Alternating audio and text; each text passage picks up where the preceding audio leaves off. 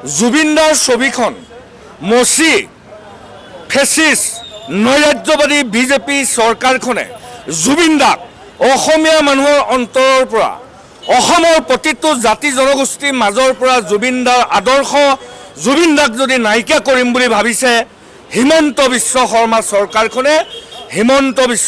চৰকাৰখনে মূৰ্খৰ স্বৰ্গত বাস কৰিছে। জুবিনদা অসমীয়া প্ৰতিজন মানুহৰ হৃদয়ত আছে। জুবিনদাক মচি শেষ কৰিব নোৱাৰে।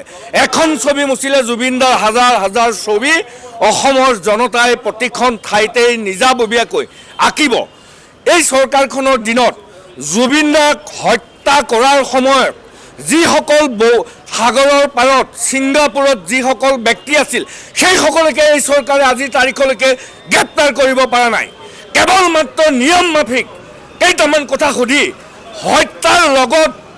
হত্যাৰ দিনাখন সেই সময়ত থকা দোষী ব্যক্তিসকলকে আজিলৈকে গ্ৰেপ্তাৰ কৰিব পৰা নাই বিজেপি RSS নেতৃত্বাধীন চৰকাৰখনে। আমি জুবিনদাৰ যি ফটো এই ফটোখন যি মচি পেলাইছে এই কথাক তীব্ৰ ভাষাৰে গৰিহণা দিছোঁ আৰু জুবিনদাক আমাৰ অসমীয়া মানুহৰ হৃদয়ৰ পৰা অন্তৰৰ পৰা কেতিয়াও মচিব নোৱাৰে। এই চৰকাৰখন কেৱল ফেচিছ নৈৰাজ্যবাদ নেভাৰ ডাই কমৰেড এই শব্দটো কিবা অপৰাধ নেকি? এই শব্দটো কিবা অপৰাধ শব্দ লিখিলে নেকি মাৰ্চেল বৰুৱাই? কমৰেড শব্দটো থকাৰ কাৰণেই হিমন্ত বিশ্ব শৰ্মা হিন্দুত্ববাদী মৌলবাদী এই চৰকাৰখনে জুবিনদাক মচি পেলোৱাটো আমি কেতিয়াও নেমানো। এবাৰ মচি পেলাব হাজাৰবাৰ আমি জুবিনদাক অসমৰ প্ৰতি ঠাইতে আঁকিবলৈ চেষ্টা কৰিম। জুবিনদাই যেতিয়ালৈকে ন্যায় নাপাব, জুবিনদাৰ দোষী ব্যক্তিসকলে যেতিয়ালৈকে শাস্তি নাপাব তেতিয়ালৈকে অসমীয়াৰ এই সংগ্ৰাম অব্যাহত থাকিব।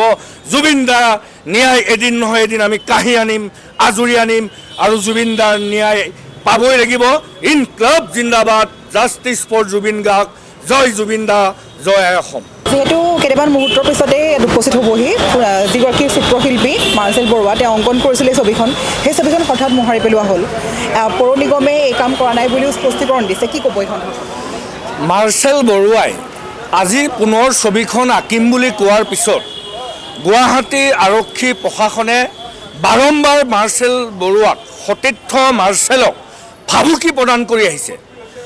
জুবিনদাৰ ছবিখন মচি ফেচিছ নৈৰাজ্যবাদী বিজেপি চৰকাৰখনে জুবিনদাক অসমীয়া মানুহৰ অন্তৰৰ পৰা অসমৰ প্ৰতিটো জাতি জনগোষ্ঠীৰ মাজৰ পৰা জুবিনদাৰ আদৰ্শ জুবিনদাক যদি নাইকিয়া কৰিম বুলি ভাবিছে হিমন্ত বিশ্ব শৰ্মা চৰকাৰখনে মূৰ্খৰ স্বৰ্গত বাস কৰিছে।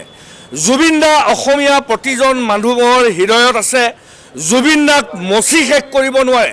এখন ছবি মচিলে জুবিনদাৰ হাজাৰ হাজাৰ ছবি অসমৰ জনতাই প্ৰতিখন ঠাইতে নিজাববীয়াকৈ আঁকিব। এই চৰকাৰখনৰ দিনত জুবিনদাক হত্যা কৰাৰ সময়ত যিসকল সাগৰৰ পাৰত ছিংগাপুৰত যিসকল ব্যক্তি আছিল সেই সকলকে এই চৰকাৰে আজিৰ তাৰিখলৈকে গ্ৰেপ্তাৰ কৰিব পৰা নাই। কেৱল মাত্ৰ নিয়ম মাফিক কেইটামান কথা সুধি